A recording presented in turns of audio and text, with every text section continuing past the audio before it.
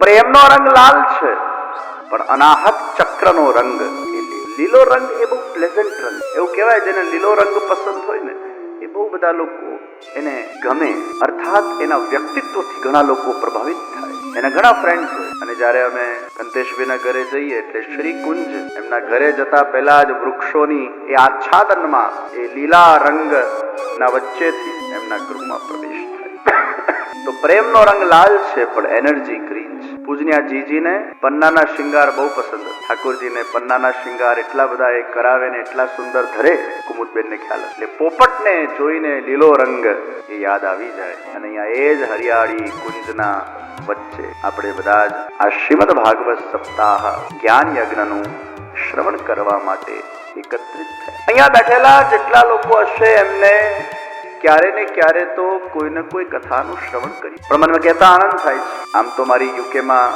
લંડનમાં ઘણી કથાઓ થઈ ગઈ. મારી પ્રથમ કથા શ્રીનાથજી ચરિતામૃત કથા પૂજનીયા શ્રી જીજીની અધ્યક્ષતામાં વલ્લભનિધિના પ્રાંગણમાં કરવામાં આવી હતી અને બહુ સુંદર વાતાવરણ હતું. 2 આચાર્ય પીઠ બનાવવામાં આવી હતી. એકમાં જીજી બિરાજતા અને એકમાં મને એમના સાનિધ્યમાં એ પ્રથમવાર લંડનના અંદર કથા કરવાનું સૌભાગ્ય પ્રાપ્ત થયું.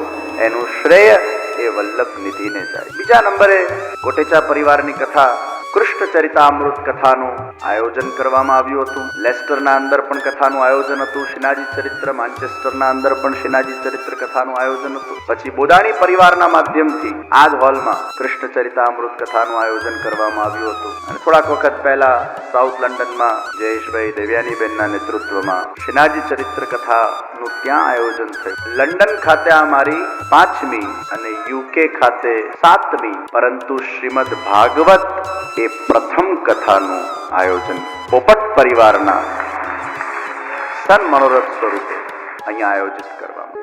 ભારતના અંદર શ્રીમદ ભાગવત સપ્તાહોનું આયોજન થયું, પણ યુકેમાં પ્રથમવાર આ સપ્તાહનો લાભ તમને અને મને બંનેઓને પ્રાપ્ત થઈ રહ્યું. તો કથાઓ ઘણી આપે શ્રવણ કરી હશે. ઘણી વાર એમ થાય કે કથાઓ કેટલી વાર શ્રવણ કરવી. પ્રસંગો તમને બધાને ખબર જ છે. અનેક વાર કૃષ્ણ જન્મ થયા, અનેક વાર ગૌચારણ લીલાઓનું શ્રવણ કર્યું, અનેક વાર આપણે ગોપી ગીત વેણુ ગીતને શ્રવણ કર્યું, અનેક વાર આપણે અલગ અલગ ચરિત્રોને શ્રવણ કર્યા, પરંતુ છતાંય એ કથા આપણને નિત નવી લાગે. જ્યારે જ્યારે કથામાં આવીને બેસીએ ત્યારે કંઈક ને કંઈક નવી અનુભૂતિ થાય છે, કંઈક નવું જાણવા મળે છે. ક્યાંક કોઈક વસ્તુ, કોઈક શબ્દો, કોઈક વિચાર, કોઈક સિદ્ધાંત એ આપણા મનમાં લાગી જતા હોય છે. તમે બધાએ અનુભવ ક્યાંક ક્યારેક કર્યો હશે. જે કથા શ્રવણ કરવા આવતા હોય એમાં વળી પાછી જુદી જુદી પ્રકૃતિ હોય છે. પહેલી પ્રકૃતિ એવી હોય કે એકાદ દિવસ મોડું દેખાડવા આવે. પોપટ પરિવારનું આમંત્રણ છે એટલે આપણા બધા જ વ્યવહારમાં એવા છે એટલે જવું જ પડશે. એટલે મોડું દેખાડવા પહેલા દાડે આવે. એમને કથાથી બહુ નિસ્બત ના હોય, એમને ખાલી વ્યવહાર સાચવવામાં રસ હોય. આ પહેલી પ્રકૃતિ. બીજી પ્રકૃતિ એવી હોય, ઘણા પહેલી વાર કદાચ આવતા હોય તો જોવા આવે, નિરીક્ષણ કરવા આવે. કેવી શોભાયાત્રા હતી, શોભાયાત્રામાં ગાય હતી, કઈક યુનિક શોભાયાત્રા કરી પોપટ પરિવાર. પાછું એપ્રિશિએટ કરે, વાહ ધેર વોઝ અ કાઉ. પછી હજી થોડા આગળ વધે, અહીંયાનું ડેકોરેશન જોઈએ, વાહ it is a good decoration. અને પછી કથા શરૂ થાય એટલે વળી પાછું નિરીક્ષણ કરે, વક્તાનું ગળું થોડું બેસેલું છે, he should take care. ને વળી પાછા એવા બહુ પાછી ચિંતા કરવા વાળા લોકો કથા પતે ને પછી કઈ ને કઈ ડબ્યું આપી જાય. કોઈક કઈક ચ્યુએબલ કશું આપી જાય, કઈક બીજું આપી જાય, ત્રીજું આપી જાય. બધાને ખૂબ ચિંતા થતી હોય, બધાનો પોતાનો ભાવ. એટલે વળી પાછું આ લેસન તો સારું થશે, આ લેસન સારું થશે, આ લેસન સારું થશે, અને વળી પાછું આવું 10 કોકટેલ ભેગી થાય ને વળી પાછું કડવું હતું એવું ને એવું થઈ જાય. તો આ નિરીક્ષણ કરવા પછી પહેલા દાડે એટલે એને થોડું ઘણું ગમે એટલે ડોલરભાઈ પછી એવું નક્કી કરે કે બીજા દાડે પણ આવશું. તો આવી પહેલા દાડે નક્કી કરવા વાળી એક પ્રકૃતિ હોય છે, નિરીક્ષણ પ્રકૃતિ. ત્રીજા પ્રકૃતિઓ એવી હોય છે જે લોકો અનેક વાર પૂર્વમાં એ લોકોએ કથા શ્રવણ કરી હોય છે અને એ બેક ઓફ માઇન્ડ લઈને પૂર્વમાં જે એમને મજા આવી હોય, આનંદ આવ્યો હોય, જે રસની પ્રાપ્તિ થઈ હોય, રસની નિષ્પત્તિ થઈ હોય, એને કેન્દ્રમાં રાખીને એમને એમ થાય કે ના, આપણને અનેક વાર આવી કથાઓમાં ખૂબ આનંદ આવ્યો છે એટલે પુનઃ આપણે જઈએ. અને એ લોકો કાકડોળે રાહ જોતા હોય. જેમ આપણી કોઈ ગમતી વસ્તુ આપણને પ્રાપ્ત થવાની હોય તો કેવી આપણે આમ રાહ જોઈએ. અને સાચા અર્થમાં કથામાં ચિત્ત એનું જ લાગે છે જેના અંદર ઉત્સુકતા છે. ઉત્સુકતા ઇઝ વેરી વેરી ઇમ્પોર્ટન્ટ. જાણવાની ઈચ્છા, જાણવા માટેનો એ ઉત્સાહ, એ ઉત્સુકતા. આમ રાહ જોઈને બેઠા. ઉત્સુકતા, ઉત્સાહ અને ઉર્જા, આ ત્રણ અગર આપણા અંદર હોય તો એ કથા ન રહીને એ ઉત્સવ બની જતી હોય છે. ઘણામાં ઉત્સુકતા હોય, ઉત્સાહ હોય, ઉર્જા હોય, આ ત્રણ હોય એટલે કથા ઉત્સવ બની. તમને કોઈ ગમતો વ્યક્તિ જ્યારે મળવાનો હોય, તમારી ગમતી કોઈ ગેમ ટીવી પર આવવાની હોય, તમારે કોઈ ગમતી જગ્યાએ જવાનું હોય તો countdown starts from 7-8 days before. અને પછી તમને એના વિચારો આવવા લાગે અને એક એક દિવસ તમે આમ કાઢતા જાઓ, ક્યારે થશે, ક્યારે થશે, ક્યારે થશે, અને એના જ વિચારોમાં તમારું મન એ जतू रहे. फिर वो मन तुम्हारे पास नहीं रहता, वो मन चुरा लिया जाता है उस उत्सुकता में, उस उत्साह में. પોપટ પરિવાર કેટલા દિવસોથી આ પ્રિપેરેશન્સ કરે છે, આ દિવસની રાહ જોવામાં. ઉત્સુકતા, ઉત્સાહ. અમુક પ્રકૃતિઓ એ પ્રતીક્ષા કરીને બેઠી, અમુક પ્રકૃતિઓ એ બહુ જ જાણકાર પ્રકૃતિઓ હોય, બહુ જ ઘરે વાંચન કરતા હોય, બહુ જ બધાને સાંભળતા હોય, બહુ શુદ્ધ છે. અને પછી એ લોકો કેવા, એ આમ સાંભળે ને પછી એમને ઘણું બધું પાછું ખબર હોય, હવે આવું આવશે, હવે આવું આવશે, હવે આવું આવશે, એટલે પહેલાથી જ બાજુવાળાને બધું કહેવા લાગે આવું આવશે. એ પેપર ફોડવામાં એક્સપર્ટ હોય. એ પ્રકૃતિને એમાં રસ હોય કે જો મને બધું ખબર છે ને, અને પછી પેલા કે હા તમે કહેતા હતા એકદમ સાચું, વાહ મેં નહોતું કીધું, આવું આવશે. તે પ્રીમેડિટેટેડ છે. જુદા જુદા ભાવથી લોકો કથાને શ્રવણ કરતા હોય છે. પણ એક વસ્તુ નક્કી છે, તમે કોઈની પણ ઈચ્છાથી કે કોઈ પણ ભાવથી કેવી પણ રીતે આ 7 દાડામાંથી કદાચ એક દિવસ પણ આ કથાના મંડપ સુધી પહોંચ્યા એટલે પ્રમાણિત થયું કે તમારું વરણ અને સિલેક્શન એ સાક્ષાત શ્યામ સુંદર ભગવાન શ્રી કૃષ્ણ દ્વારા થયું. ભગવાન શ્રી કૃષ્ણના સિલેક્શન વગર આપણે કથામાં આવીને બેસી નથી શકતા. જન્મ જન્મના આપણા પાપો જ્યારે દૂર થાય ત્યારે કથા શ્રવણનો અવસર મળે. જન્મ જન્મના પાપો જ્યારે દૂર થાય ત્યારે કથા શ્રવણથી એક કૃષ્ણ પ્રેમ ઉદ્ભવતો હોય છે. નૃણાનામ જન્મ સહસ્રેષુ તપો ધ્યાન સમાધિભિઃ નરાણામ ક્ષીણ પાપાનામ કૃષ્ણ ભક્તિ પ્રજાયતે.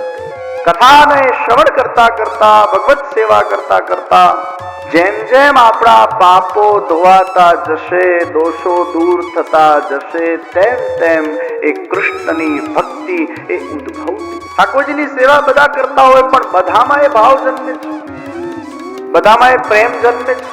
સેવા કરીએ પણ ઘણીવાર સેવા ક્રિયાત્મક થઈ જતી હોય છે, કેવલ એક સાધનાત્મક સેવા થઈ જતી હોય છે. સેવા એક સાધન જ છે ફલને પ્રાપ્ત કરવા માટે, પ્રેમને પ્રાપ્ત કરવા માટે. તનુજા વિત્તજાના ફલ સ્વરૂપ માનસી. પરંતુ કેમ હજી કૃષ્ણ ભક્તિ આપણા હૃદયમાં એ પ્રગટ થતી નથી? ક્યાંક કોઈક દોષ છે, કોઈક વ્યવધાન છે, કોઈક અપરાધ છે, કોઈક બંધન છે, કોઈક વિઘ્ન છે. પણ જેમ જેમ આપણે સાધન કરતા જઈએ છીએ તેમ તેમ આપણા પાપો દૂર થતા જાય છે. કૃષ્ણ ભક્તિ પ્રજાયતે. ત્યારે કૃષ્ણ ભક્તિ એ પ્રગટ થાય. કથા એ ભગવાનની ભક્તિને પ્રગટ કરવા માટેનું શ્રેષ્ઠ સાધન છે. પ્રિયજનો, જેનામાં તમને પ્રેમ છે, જે તમારો ઈષ્ટદેવ છે, તમારે એની કથા એકદમ ભાવથી સાંભળવી જોઈએ. અને કથાને શ્રવણ કરતી વખતે આપણા હૃદયમાં બીજા કોઈ નહીં, આપણા ઘરે વિરાજમાન જે આપણા શ્યામ સુંદર છે, જે પૂર્ણ પુરુષોત્તમ ભગવાન વિરાજે છે, એનું સ્મરણ, એનું ચિંતન એ જ આપણા હૃદયમાં હોવા જોઈએ. અને આ બીજા કોઈની કથા નથી, આ એની જ કથા છે જે મારા ઘરે બિરાજે છે.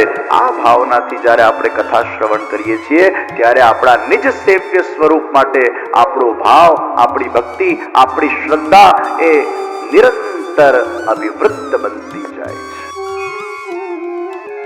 દરેકે પોતાનો ઈષ્ટદેવ નક્કી કરી લેવું છે. કિસી કે ઈષ્ટદેવ કૃષ્ણ હો તો કિસી કે રામ હો, किसी के महादेव हो तो किसी के कोई माताजी हो, દરેકના પોતપોતાના પ્રભુ છે અને જેના જે પ્રભુ હોય એમાં એનું પૂર્ણ સમર્પણ હોય અને જ્યારે એ એના ઈષ્ટદેવની કથાને શ્રવણ કરે છે ત્યારે એના પ્રભુ માટે એનો ભાવ નિશ્ચિત વૃદ્ધાયમાન થતો. આ સંસાર સાગરના અંદર, આ ભવસાગરના અંદર, આ ઘોર કલિયુગના વચ્ચે આપણે રહી રહ્યા છીએ. આપણા પોતાના આરાધ્ય સેવ્ય સ્વરૂપની વિશેષ કૃપા, વિશેષ સાનિધ્ય હંમેશા આપણા ચિત્ત અને આપણા મનમાં રહેવું જોઈએ. એનું સ્મરણ, એનું કીર્તન, એનું કથન હંમેશા જીવનના અંદર એક જીવનનું અંગ બની જવું જોઈએ. તો આ કલીનો પ્રભાવ નષ્ટ થઈ. વિચાર કરો, આ કલયુગમાં આપણે રહીએ છીએ અને જો નામ સંકીર્તન આપણા જીવનમાં નહીં હોય, સત્સંગ આપણા જીવનમાં નહીં હોય તો તણાઈ છે. નિત્ય નિયમ આપણા જીવનમાં નહીં હોય તણાઈ. અને એટલે જ પછી લોકો થોડુંક પણ એમના જીવનમાં દુઃખ આવે, અશાંતિ આવે, ડિટેચમેન્ટ આવે, લોસીસ આવે, ફેલિયર્સ આવે, આદિ વ્યાધિ ઉપાધિ આવે, એમાં ગભરાઈ જાય છે, ફેસ નથી કરી શકતા.